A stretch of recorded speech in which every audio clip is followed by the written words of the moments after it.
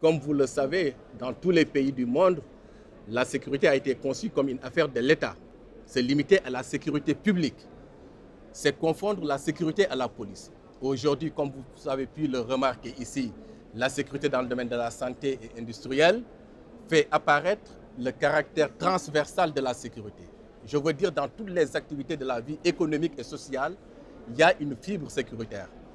Nous travaillons dans le domaine de la sécurité des proximités, la sécurité des personnes et des biens. Tout de même, dans cette structure, Monsieur le Président de la République a recruté 10 000 jeunes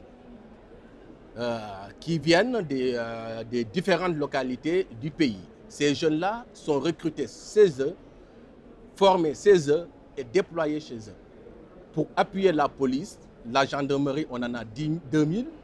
La police, on en a 2 000 aussi, les collectivités locales, 2 000. Les autres sont distribués au niveau des autres secteurs, notamment les secteurs, la surveillance dans les hôpitaux, dans les gares et dans les marchés. Vous conviendrez que c'est une nouveauté, d'autant plus que pour la première fois que le citoyen devient un acteur de sécurité accepté par le pouvoir régalien.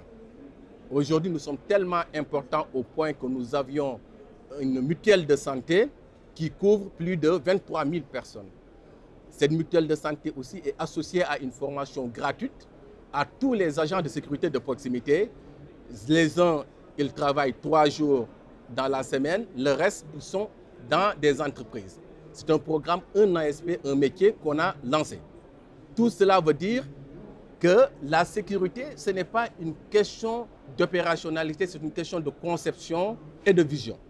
Ces jeunes-là, en les mettant dans le cadre d'un dispositif sécuritaire, ça leur permet d'être à l'abri du besoin. Comme le terrorisme, toujours l'appât du gain, c'est la vulnérabilité des jeunes. Aujourd'hui, quand on en prend 10 000, on les met du côté du pouvoir public, ça nous met à l'abri vraiment des tentations. C'est dans cet esprit que cette agence-là a été formée. De la même manière, le président de la République a considéré que la sécurité doit être concertée, doit être aussi quantifiée avant d'être combattue. C'est pourquoi on a lancé un grand projet de cartographie de la délinquance au Sénégal afin de permettre à tout un chacun de savoir vraiment le baromètre sécuritaire avant d'investir. Ce qui veut dire que le premier pas du développement, c'est la sécurité. Et tout cela, c'est scellé dans un programme qu'on appelle le plan Sénégal émergent. C'est-à-dire, l'acte 3 du plan Sénégal émergent fait apparaître paix et sécurité. De la même manière, la valorisation du capital humain. Le président a compté sur l'humain pour bâtir ce pays. On a valorisé ces jeunes-là qui viennent de partout avec des diplômes vraiment différents. Certains même n'ont pas de diplôme. On les a formés à des métiers pour en faire des acteurs de sécurité.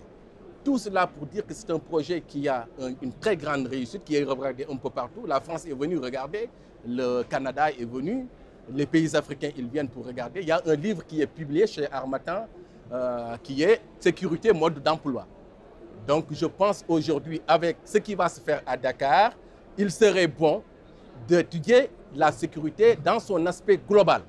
Parce que c'est ça qui intéresse nos pays africains. Essayer de tirer de la sécurité sur toutes les activités de développement, notamment dans l'entreprise, dans la santé, dans la sécurité publique, dans la sécurité civile et dans la sécurité industrielle. Et tout cela pour dire que la sécurité est diffuse. Et il va falloir essayer de rechercher ces fibres sécuritaires pour en faire un concept. Et je pense que Preventica est bien outillé parce que celui qui parle de sécurité parle de prévention. La prévention est le premier acte de la sécurité. On dira que vaut mieux négocier la paix que gagner la guerre. Quand on a fait une très bonne prévention, ça peut nous épargner de la répression et de la guerre.